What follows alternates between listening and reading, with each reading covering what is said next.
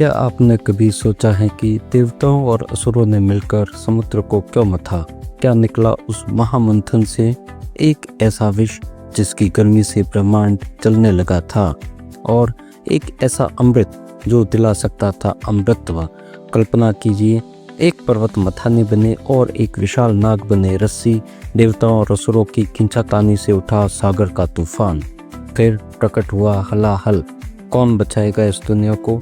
उस विष को पीने वाले कौन थे? क्यों कहलाए वे नीलकंठ? इस महाकथा में छिपे हैं रहस्य, त्याग और शक्ति के अद्भुत दृश्य। देखिए समुद्र मंथन की अविश्वसनीय कहानी। आइए जानते हैं कैसे इस विष ने शिव को बना दिया नीलकंठ और कैसे हुआ बंटवारा समुद्र मंथन से निकले अमृत का। एक समय की बात है जब स्वर्ग और पृथ्वी पर असुरों का आतंक बढ़ गया था। देवता और असुर दोनों ही शक्ति और अमरता पाना चाहते थे। इसी कामना को पूरा करने के लिए उन्होंने एक विशाल योजना बनाई समुद्र मंथन करने की। मंथन के लिए उन्होंने मंदराचल पर्वत को मथनी और ब्रह्मांड के सबसे बड़े नाग वासुकी नाग को रस्सी बनाया। एक और देवता थे, दूसरी ओर थे असुर। वासुकी के सिर को असुरों ने पकड़ा और पूंछ को देवताओं ने। हर हर महादेव के जयकारों के साथ मंथन प्रारंभ हुआ। मंथन में सबसे पहले भयानक विषैला हलाहल विष निकला। यह इतना तीव्र था कि इसकी गर्मी से जल, थल और नभ तीनों लोक जलने लगे। हवा में जहर फैलने लगा और सभी जीव जंतु, पेड़ पौधे पीड़ा से तड़पने लगे। देवता और असुर दोनों ही घबराकर भाग खड़े हुए, क्योंकि वे इस विष को संभाल नहीं सकते थे। जब कोई उपाय नहीं बचा तो सभी ने मिलकर भगवान शिव से प्रार्थना की। वे कैलाश पर्वत पर ध्यान में लीन थे। सृष्टि को इस संकट से बचाने के लिए उन्होंने तुरंत विष को एक पात्र में लिया और उसे पी गए। लेकिन उन्होंने अपनी योग शक्ति से उस विष को अपने गले में ही रोक लिया। विष के प्रभाव से उनका कंठ नीला पड़ गया और तभी से उन्हें नीलकंठ कहा जाने लगा। शिव के इस महान बलिदान के बाद मंथन फिर से प्रारंभ हुआ। इस बार जो चीजें निकली वे अद्भुत और कल्याणकारी थी। कामधेनु गाय, यह एक दिव्य गाय थी जो सभी इच्छाओं को पूरा कर सकती थी। उच्च श्रवा घोड़ा, यह 7 सिर वाला एक दिव्य घोड़ा था। इसके पश्चात ऐरावत हाथी निकला। सफेद रंग का यह हाथी इंद्रदेव का वाहन बना। कल्प वृक्ष, एक जादुई वृक्ष जो किसी भी इच्छा को पूरा कर सकता था। और इसके पश्चात निकली रंभा, उर्वशी, मेनका जैसी अप्सराएं। ये सुंदर और मोहक देवियाँ थी। मदिरा और अलक्ष्मी भी इसी से निकले। ये दोनों नकारात्मक शक्तियों का प्रतीक थीं। चंद्रमा, शीतल प्रकाश देने वाले चंद्रदेव भी इसी मंथन से निकले।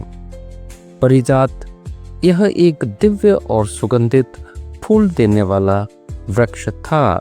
और इसके पश्चात निकला पांचजन्य कहा जाने वाला शंख। यह एक पवित्र शंख था जिसे भगवान विष्णु ने धारण किया। और शंख के पश्चात कौस्तुभ मणि निकली। यह अत्यंत मूल्यवान और चमकदार रत्न जिसे भगवान विष्णु ने अपनी हृदय पर धारण किया।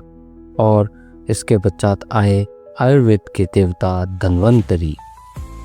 आखिर में सबसे महत्वपूर्ण चीज निकली अमृत का कलश। अमृत पाने के लिए देवताओं और असुरों में भयंकर युद्ध हुआ। यह अमृत कलश धन्वंतरी ही लेकर आए थे और इसे लेकर वे भगवान विष्णु के पास पहुँचे। जब धन्वंतरी अमृत का कलश लेकर प्रकट हुए तो उसे पाने के लिए देवताओं और असुरों के बीच भयंकर झगड़ा शुरू हो गया। असुर बहुत ही ताकतवर थे और उन्होंने बलपूर्वक अमृत कलश छीन लिया। देवताओं को लगा कि अगर असुरों ने अमृत पी लिया तो वे अमर हो जाएंगे और उनका आतंक पूरी सृष्टि पर छा जाएगा। देवताओं ने भगवान विष्णु से मदद मांगी। विष्णु ने तुरंत अपनी माया से एक अत्यंत सुंदर स्त्री का रूप धारण किया, जिसे मोहिनी कहा जाता है। मोहिनी की सुंदरता इतनी मनमोहक थी कि असुरों सहित सभी लोग उनकी ओर खींचे चले गए। मोहिनी ने असुरों को अपनी मीठी बातों में उलझा लिया और उन्हें विश्वास दिलाया कि वह अमृत का वितरण निष्पक्ष रूप से करेगी। असुरों ने उनकी बात मान ली और अमृत कलश उन्हें सौंप दिया। मोहिनी ने सभी देवताओं और असुरों को एक एक पंक्ति में बैठने को कहा। पहले देवताओं को अमृतपान कराया गया। जब मोहिनी अमृत का वितरण कर रही थी, तभी एक असुर राहु ने देवताओं का वेश धारण कर लिया और चुपके से देवताओं की पंक्ति में बैठ गया। जैसे ही राहु ने अमृत की एक बूंद पी, सूर्य और चंद्रदेव ने उसे पहचान लिया और तुरंत ही मोहिनी को बता दिया। मोहिनी अर्थात भगवान विष्णु ने अपने सुदर्शन चक्र से राहु का सिर धड़ से अलग कर दिया। चूंकि राहु ने अमृत की एक बूंद पी ली थी, इसीलिए उसका सिर अमर हो गया और वही राहु ग्रह कहलाया। इसी तरह भगवान विष्णु ने अपनी माया से देवताओं का अमृतपान कराया और असुरों को अमृत से वंचित कर दिया। देवताओं को अमरता मिली और सृष्टि पर फिर से शांति स्थापित हुई। यह कहानी हमें बताती है कि कैसे भगवान विष्णु ने अपनी बुद्धि और रणनीति से सृष्टि का संतुलन बनाए रखा।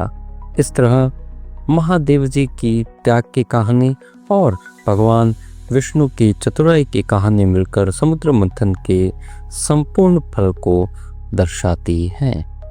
मुझे उम्मीद है कि आपको यह कहानी अच्छी लगी होगी। धन्यवाद।